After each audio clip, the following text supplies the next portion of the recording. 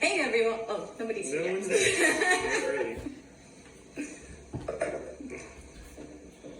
So.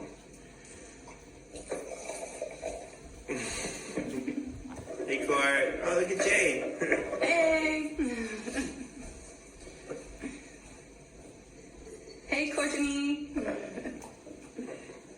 Hey everyone, welcome to our first ever LaRue Wines live tasting.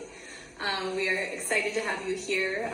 If you're not familiar with LaRue Wines, which I'm sure most of you are, LaRue is named after my great-grandmother. Her name was Fiona LaRue, and she was someone who always told me I could do whatever I wanted in life. So I started LaRue over 10 years ago now, and I make only about 500 cases of wine, and it's Pinot Noir and Chardonnay, and I work with a few really small vineyards out on the Sonoma coast. So all my vineyards are within 7 to 10 miles from the coast and really get a lot of that influence from the Pacific Ocean. So we have, today we're going to taste a Chardonnay and a Pinot Noir.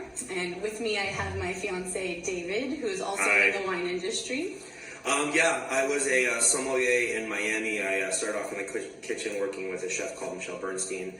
I was a sommelier in San Francisco, which is where I met Katie. Mm-hmm. And now I'm an estate ambassador at Palmas Vineyards. Nice. And today we are excited to have Lauren Klopp Williams join us. She is the owner and farmer, along with her father, Ted Klopp, of Thorn and H. Klopp. So those are the two wines that we're going to be tasting today. And we can... Is Lauren requested to go on it? Sure. We're going to add her in here in just a moment. Hey guys. a little impromptu. Oh, I think right there. Where?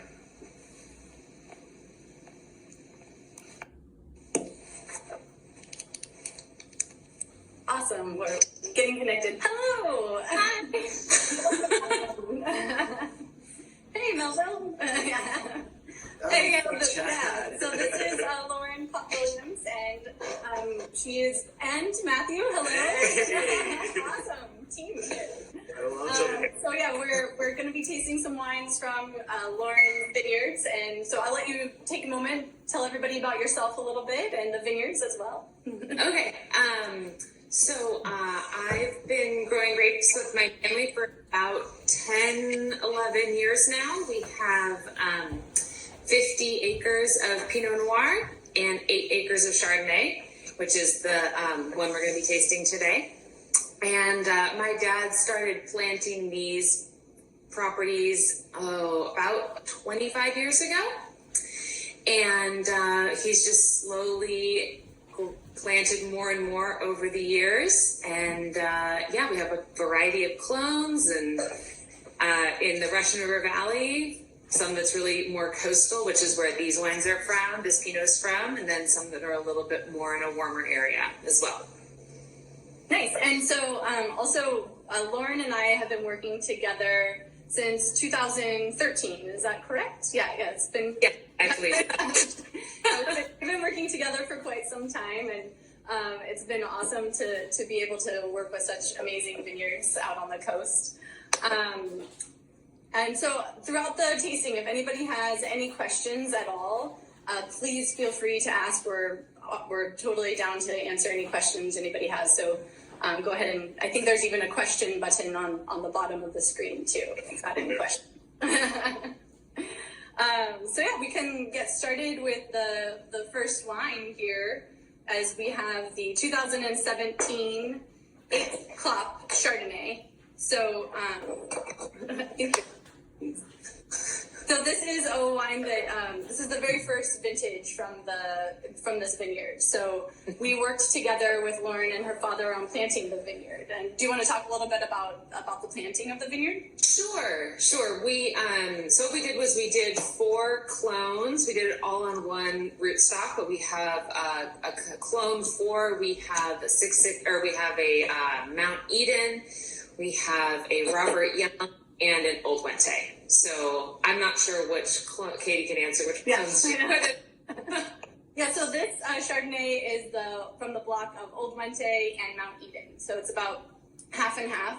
But again, only 50 cases, so just 2 barrels. It's a really tiny production.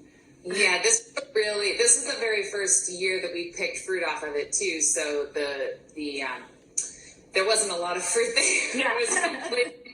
We kept the tonnage down pretty low in hopes that we could conserve the vines and make sure that they had plenty of vigor for the next year. Yeah. And we also, I think something interesting too is we left it in rootstock for 2 vintages. Yeah, 2 years on rootstock because the first year it was just so weak and spindly that we didn't feel comfortable. Grafting it. So what we did was we waited an extra year, and in that year, those rootstocks became a whole lot more strong. And then when we did graft, they just took off. Yeah. It's definitely a good call for the vineyard. And then, so on this first vintage, not so great for the finances, but yeah, but in the long run, it's better to wait. They're definitely about long term. We're not doing anything in these vineyards that's just an immediate gratification. So, also in this very first vintage, we also dropped fruit off of any vines that were weak. So that was another reason why the yield was fairly low in that first vintage. Yes. And so the 2017 did go through that heat spike, and it really pushed it right along, and we picked very shortly after that. Yes. Yeah, it was kind of like we were just kind of waiting, and then that heat came. We're like, let's go. It's ready now. So I don't know if do you want to talk about it all? What are you guys tasting the wines right now? Do you We're tasting. Yeah, it's 4:00. What do you guys think of the wine? Well, I mean, I love your Chardonnays. I think these wines always taste so delicious, and I love the flintiness I mentioned yesterday with the Klopp kind of comes out naturally with it. And it's always just really, really bright while still having really beautiful fruit. And I just think it's so beautiful to just drink on its own or go with food. And this can go with pretty much anything from classic French dishes to really beautiful like dim sum or like maybe like Japanese inspired dishes, which obviously we know a lot about. To mention the ramen gaijin connection. I don't know if you guys want to chat at all about that. Matthew is one of the owners of Ramen Gaijin, one of our favorite local Sebastopol spots. Yeah. Yeah. Which will open again someday. Yes, we're all waiting. Fingers also, if you want to support the restaurant while they're closed, they are taking gift card orders. So if you go to ramengaijin@gmail.com, do you guys want to spell it out? Yeah, it's RAMENGAIJIN @gmail, and we do not have online gift card sales, but we're happy to take payment with coordination through email and send out a gift card if that's how you choose to support. And if not, we'd love to see you as soon as we get reopened. We're looking at different ways, and as soon as it's safe that we can take care of our community and our customers, we'll be open again and looking forward to it. Yeah. Like some of the best ramen in the Bay Area, not just in some. We lived in the city and had a lot of ramen in the city. Like some of the best ramen ever. Oh, well, thank you. We're really hard. And we haven't talked about it too, so in theory. Yeah. This chard for us, like Katie, your expressions of this Chardonnay are always some of our favorite. Like chards in California, your chards in general, but just like everything I like about European kind of soft, delicate touch winemaking is present in this wine. We just really appreciate it with you and the quality of the winemaking. Yeah. So.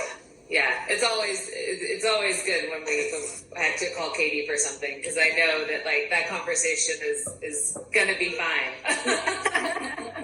We can laugh even if things are difficult, and it's always good to have a wonderful working relationship and enjoy the people you work with. So yeah, it is very true. I am so lucky that I work with some amazing vineyard owners such as yourself, and that's one of the things about being a really small winery is that you, if I don't own any of my own vineyards, and I'm happy that we get to introduce everyone to Lauren and some of our other farmers that we have, and it is almost like you're working with your friends. It's not a business transaction. It's a lifestyle, and we want to support each other and work through we have had some really tough vintages over the years. It's not, and with labor scheduling and everything, and you have to always have the feeling of working together is, I think, pretty amazing. Yes. And I think it's that connection that you have with the people you work with that makes your wine so special and so beautiful. So this Chardonnay was hard. So it ripened so quickly that there was still a lot of acidity in this wine. So this vineyard naturally has a lot of acidity, but this particular wine is 3.19 pH, which is really a lot of acid. So good. Yeah, it took a while to go through malolactic fermentation. It took over a year. So these 2 barrels sat in a warm room with a warm meaning like around 65 degrees, so not too hot.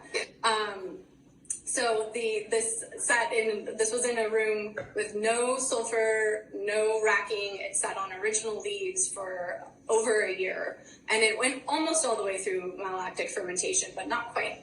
So the resulting wine is that there's a lot of texture from that leaves contact for so long, and no sulfur, and I think it's really becomes a really dynamic wine that's really what I really like. But it was a really scary year though, because you're like, oh, it's just sitting there with nothing, no sulfur, nothing in it, and it's a Well, the patience paid off. Yes. Yeah.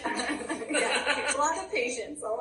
Just letting it sit and do its thing just totally paid off. Yeah. It's that texture that makes it so interesting, because it's not heavy texture. It's not weighty. It's not like overly rich. It's just, it's all it is just texture and a little bit of kind of complexity to that, which kind of sets it apart from the Chardonnays. Yeah. So a lot of minerality, a lot of citrus.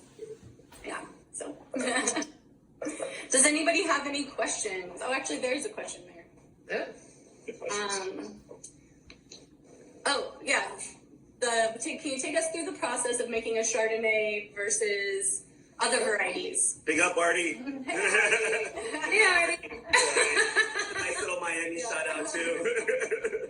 Everyone coming in at 305. Yeah. So the process of making Chardonnay.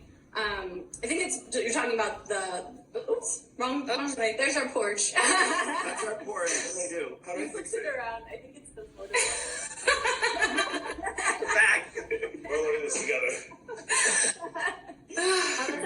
Our fault. Yeah, so I think you're talking about the harvest versus the winemaking process. So the harvest, I think it is one of those things that's kind of like you get in a rhythm of like doing it, and it's like, oh, how do you explain that? So for Chardonnay, you're looking at flavors as the vineyard is ripening a little bit differently than, say, Pinot Noir.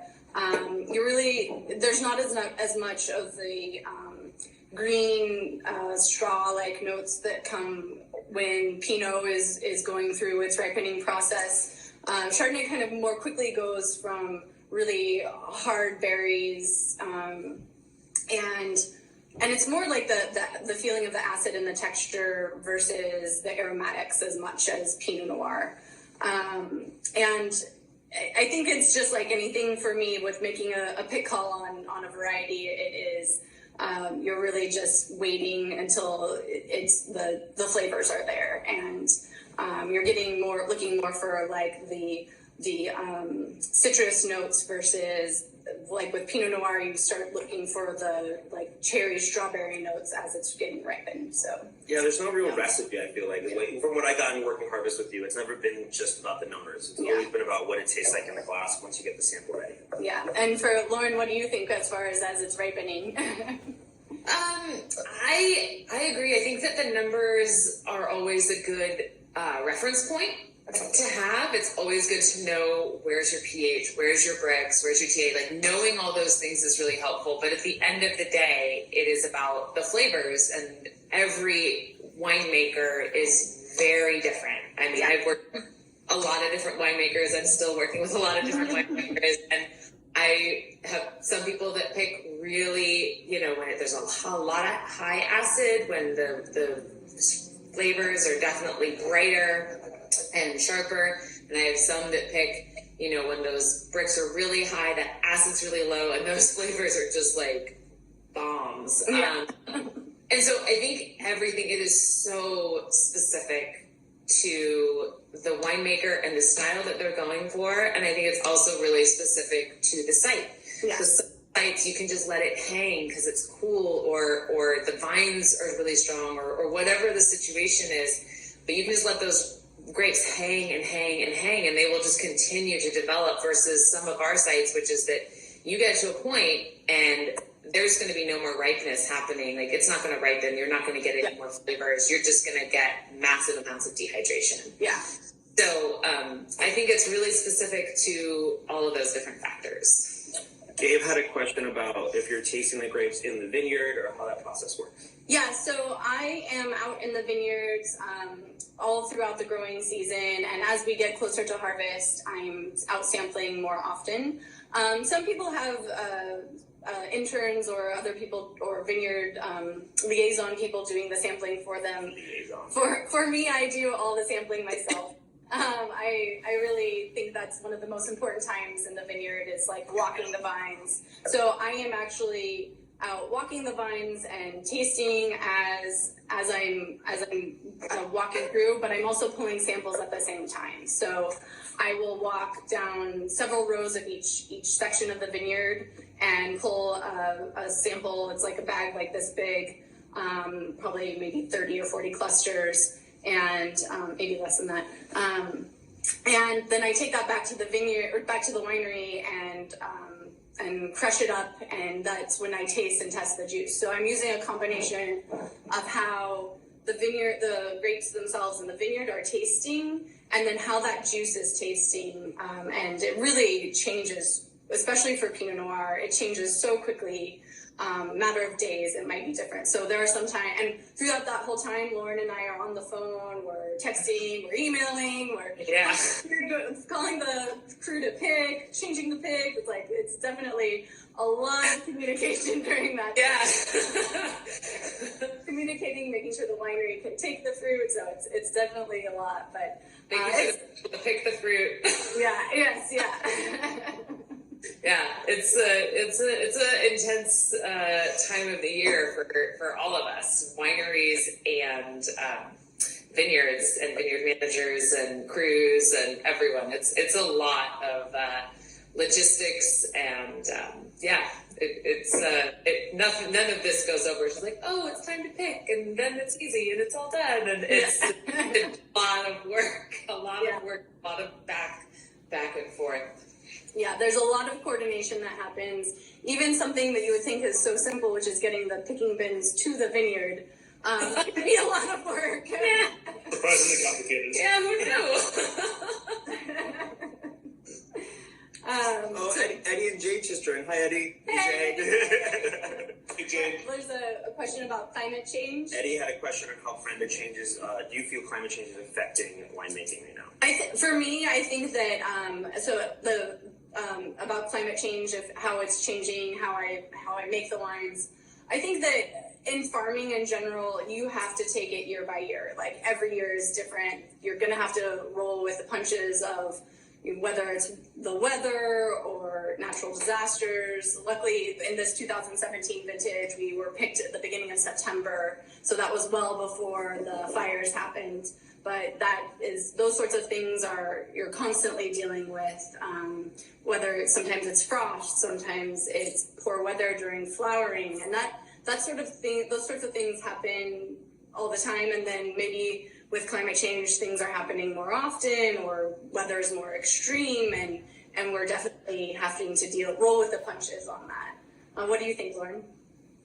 I completely agree. I think that as the years go on, everyone's going to just have to be more adaptable. Mm-hmm. And if you're set in your ways, you're not going to be able to survive. You have to be able to adapt, because the heat spikes are coming, and the heat spikes are hotter. There's only so much irrigation that you can do that is going to positively affect the grapes. Like once it gets to a certain point, it doesn't matter how much water you put on. Yeah. If you have the water in the first place. Yeah. So I don't know. I mean, I think that my anticipation, this is obviously just speculation on my part, is that I think we're going to be seeing some changing in varietals in the Russian River Valley in the next 5 to 10 years. Like whether that's due to the market currently, that with just so much Pinot out there and Chardonnay and people just diversify. And when people replant, they're going to be replanting things that are going to be able to adapt better to less water and using rootstocks that adapt to less water and planting varietals that are going to be able to handle the heat. Yeah. I'm not saying that we're going to be the next Napa. I have no, that is not my goal in any way. But I think that people are going to be planting maybe some more obscure varietals that aren't as common in the marketplace right now, and things that are going to be able to, The new California. Yeah. I like that. New. Yeah. I think it's a good time to switch on over to Pinot. Yeah. I'm going to help you out with that. And we had somebody ask about how long the Chardonnay would age, and that's one of the things that I am really excited about, is that the Chardonnays that I've made so far have aged very beautifully. So my 2014 Charles Heinz Vineyard Chardonnay is the very first Chardonnay I made, and that's tasting amazing right now. So exciting. So we're moving on to the Pinot Noir. This is a 2015 Thorn Ridge. So this is It's pretty good. nice. Here we go. So this is a wine that I made just 100 cases of, and we have this is one I pulled out of the library. So we have actually the H. Klopp and the Thorn Ridge 15 available on the website right now, just in special for this tasting. Normally we don't have wines available on the website just for anyone to purchase, but these times we're doing that. So we have a very small amount, though. We only have a few cases of each of these wines available, and there's a link in our bio or in our profile. Just click when you go to LaRue Wines on Instagram. Just click on the link that's on the bio, and you guys are all set. Yeah. So the 2015 vintage. So this was one of the earliest vintages that we've had, and also a really light crop. So we picked this vineyard on August 20th and 24th. So we did, this comes from two different sections of the vineyard. So the Pomard block and the older block of the 115 clone. So those are just different clones of Pinot Noir, which is just a different expression of Pinot Noir. So it has, the clusters are a little bit differently shaped. They have different flavor and aromatic profiles, but they are both Pinot Noir. So I don't know if you want to talk a little bit about the Thorn Ridge vineyard. Sure. The vineyard here, we live on the Thorn Ridge vineyard, so look around my here. It's an amazing site. It's gorgeous. The views from up here are just spectacular. And we're up in the hills, so we're actually above the inversion layer, meaning that right now, when it's cold and gets really cold in the mornings, we stay a little warmer. But that also means during those heat spikes that we stay a little warmer. We don't get that much as maybe the valley does. But it's up on a hill, and I don't know. My dad slowly planted these blocks over time. And the 115, the old man 115, is literally just like right outside our door. So that one gets a lot of attention every day. But yeah, no, I mean, this year that block has definitely pushed really early for bud break, just like it did in 2015. Yeah. So I'm anticipating, I mean, I don't know, obviously, we'll see how the season goes and see what weather is, but I'm anticipating we're going to be having another early harvest. things go as they have before, especially when we start to get some heat spikes. Yeah, definitely. Yeah, it really, in 2015, we had very similar timing on bud break. Yes. But we also had no rain after that. So this year, at least, we are getting a little bit of rain, which is good for everyone. Yeah. But yeah, it very well could be on track for another early harvest. We didn't get any rain in 2020 in the entire month of February, which hasn't happened since like the 1800s, which is insane. It's crazy. And what happened too is that like it was so warm in February. We had those like 80-degree days, and then everything started to push, and then it got cold again. So it's like, and then it just kind of stopped. Yeah. It just kind of stayed and hung out. And as the weather warms up, it's going to start growing more. But it's still real small. It hasn't a massive amount of growth. Yeah. So 2015 vintage. This is about half and half Pomard and 1 to 5 clones. This is aged for 20 months in barrel, and so it's only 4 barrels. And the thing that I always think is a good almost trick or whatever, but the new oak is 50% on this wine. It definitely does not taste like it is that high, but it is 2 new barrels out of 4. You either have 25% or 50% when you're making 4 barrels of wine. But this vintage, the clusters were really tiny. This has a lot of acidity, this vintage as well. And so the clusters were really small, and the fruit was really concentrated. So we had small clusters, we had really intense leaves coming out. Hey! Love the kids. He's gonna go do some kid stuff now. Come on, let's go back. So Miss Story, hey Miss Story, we're asking to see the label a little bit closer. Oh, okay. This vintage, I actually left this on fermenting on skins for over 30 days. So it really was taking a long time for the tannin and structure to come out on this wine. So it really after the fermentation ended, I left it just sitting on its skins and did like a gentle just hand turn with the seeds and skins that were on the top instead of doing turns.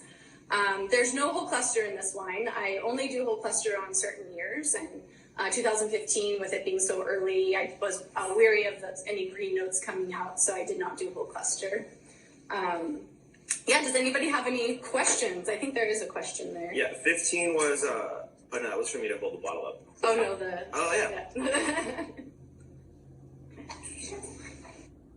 I think that was a question about the Chardonnay. Back to the Chardonnay, more fruity than buttery, correct? So definitely it is a lot more, the Chardonnay definitely has more fruit aromatics, and it doesn't have a lot of that feel from in it at all, so not a very buttery Chardonnay. I think the 15 is a really interesting vintage. Pretty much all over the northern coast. I mean, from Napa, even here in Sonoma. I mean, there's beautiful kind of the red fruit that you get is a lot darker in the 15 than even the 16. So shout out to Lazy Bear and Spruce and Michael Mina. They just picked up some third rates, by the way, if you guys go. Heads up. We were tasting a lot of the different vintages, and it's just really interesting how the 15 is a lot more darker cherry, while the 16 is a little bit more brighter, kind of a little bit more expressive and prettier. The 15 is going to age so good. It's drinking beautifully now, but it's just going to really going to be long-lived. It's going to be wonderful. Yeah. So the very first vintage that I did from Thorn Ridge with LaRue was 2014. And I only have a few bottles of those left in my own personal library, so this is our second vintage, and we've been continuing to work together and plan to work together for a long time. No, I really love this wine. Yes. It's really interesting because I haven't tasted it in a really long time. It's fun to taste. It really has just like opened and the depth of flavor on it. I mean, I feel like when I first tasted it, I could get a lot of that like bright flavors, like the raspberry kind of ish flavors on it. And now that it's just like, I don't, it's my when it comes to describing wine, it's not very good, but What are but it is interesting to see. I like how much more depth there is to it after having not tasted it in quite a while. Yeah. How is it? I always wanted to ask, like, for vineyard owners, when you actually get to taste the wine in bottle, like, what are your expectations? Where's your head at? Like, how is that process for you guys? Because obviously you're like, you're making this beautiful fruit, and then you finally get to see what the final outcome is. Like, what are you thinking when that happens? It's always really fun. We try and do, depending on the year, depending on schedules and stuff, we try and do a barrel tasting, just so we can see where it's at, and kind of, that's usually when, especially if it's a new winery, that allows us to taste the wines and tell them if we're going to be doing, if they want to do a vineyard designate, if that's something that we're okay with. And then so there's that, but those are always really young. You can tell if it's going to be good or not, but you don't really know where it's going. And then it's always fun to be able to taste a wine that is made from our fruit after a few years, once it's kind of had a chance to settle and really develop. My expectations of it are always, I think it depends. It depends on who the wine's from. If it's someone that I've never grown for before, or I don't really know what they're going to do with it, is always kind of a surprise. And then when sometimes when you're tasting like when we sell the Costa Brown, especially like when it was Michael and Dan, it was all, like what they were going to give you was always dramatically different than something at that point in time we were working with Kathleen Inman as well. So like the dichotomy between the KB and the Inman it was crazy. Yeah. But it was fun to taste these wines that are so drastically different that came from the exact same vineyard. Yeah. That to me is amazing. Yeah. One of the things that always strikes me is, how the same fruit, the terroir can actually speak, and that's going to drive the underbody of the wine. But honestly, the decisions and the winemaker and both the field and the cellar affect it so much. So when people talk about just leave wines be and just let the terroir speak, like that's impossible in wine for me. Like the wine has to have a voice, and it's really great to see those voices, and especially Katie with you, how just elegant the wines are and how bright and food forward they are. And but Jeff, I love drinking your wines and Ross's wines because they really are wines that are built for the experience of food and wine. Yeah, that definitely is important to me, to have a wine that you can drink on its own, but definitely is meant to have with food. I think with this 2015 vintage in particular, like it was so wound up and tight when it was young as well, and as you mentioned, like tasting it now, it has just started to like really bloom. I think it will age for a really long time. I think that in this tasting this in another 3 to 5 years is gonna be really fun too. So if you have the ability and the patience to sit on it, and if you have a couple bottles and you can have one now and save another or save a couple, I think that would be just it's going to be really fun in a few more years. Definitely. Yeah, I think in a perfect world you get 3 and you just space them out every 5 years. Yeah. Yes. Also, like one of my favorite things to do is like buy a fun wine and put it in the cellar and just forget about it. And then you will find it like, this is like Christmas. And it's like, but then you get to decide like, do we drink it now or do we just hold on to it for a little longer? But it's like, that's always a fun thing to do, to have a fun wine or one that you're really excited about that can age and just let it be. Yeah, definitely. Yeah, my favorite thing to do is to hide a bottle of champagne into all my different boxes so that when I open it up, I'm like, champagne. I have a love-hate relationship. want more champagne, and I have to like scurry through the boxes looking for more champagne. That's a real thing. Totally. I think we missed a question earlier. I think Eddie was asking about what I see from my wines as they age. Yeah, for me, like tasting my very first vintages, which we just did the 10-year anniversary party last August, which Matthew did for us, which was amazing. It was very fun. Yeah. And for me, like, I was just so excited that that I was able to taste those wines, that every single wine was still alive and vibrant and can still age a little bit longer even. So for me, like, to be able to have some of those first vintages that I made when I was 26, 10 years ago, be really beautiful and alive, and also be vineyards that I'm still working with to this day as well, the Rice Feedback Vineyard and Emmeline Ann Vineyard. Yeah. And I think just seeing how those are changing and evolving over time and are still doing great is exciting. Gabe had another interesting question. How does a 30-day fermentation compare to an average, if average exists? There's a somewhat of an average. So maybe around 16 to 18 days is normal-ish, depending on how long. So I don't do the exact same thing every year. So depending on how the fruit's coming in, how it's tasting, how concentrated it is, if I'm doing whole cluster or not. I'll do anywhere from a 3-day cold soak to a 7-day cold soak. So that's just chilling the fruit down to about 50, 55 degrees, and letting it sit, and just kind of mixing the top of the surface once a day, and putting dry ice over the top to keep it protected from oxygen. And then after that, the fermentation happens, and that could last usually about 7 days. And then that's when the next decision time makes, because the fermentation is going to go whether you want it to or not. It's going to happen like that usually. They just like. Yeah. So after it's done fermenting, so you have it's wine at that point. It's mainly, most of the sugar is gone at that point, and you just have the skins and seeds that are kind of risen to the top and floating on top.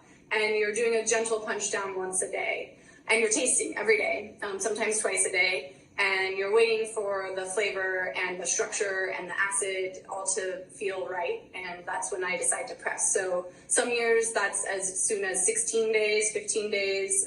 Some years, like in 2015, it was over 30 days. So that's the longest I've ever done that, though, especially for Pinot Noir. It's more common to do in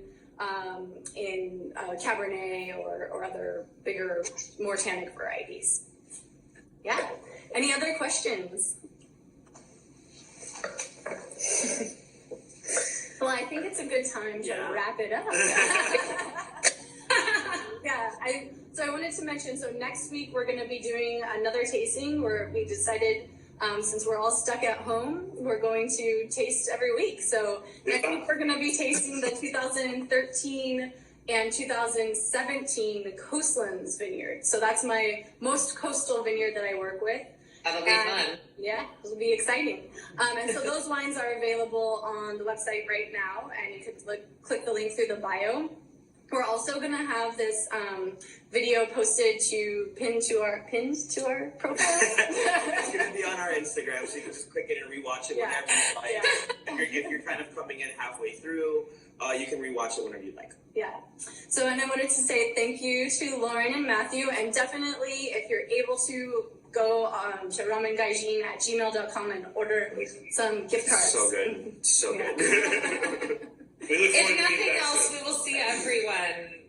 Yes, we'll have Everything is safe. the big Find part. out. Stay home. Stay home. Yeah. Stay home. There's no reason to go out right now. Stay home, drink wine. Why are you delivering wine? There's no reason to leave. Thank you, everyone, for joining in. Thank you so much, Kate. Thank you It was for good to sharing see with you us. guys.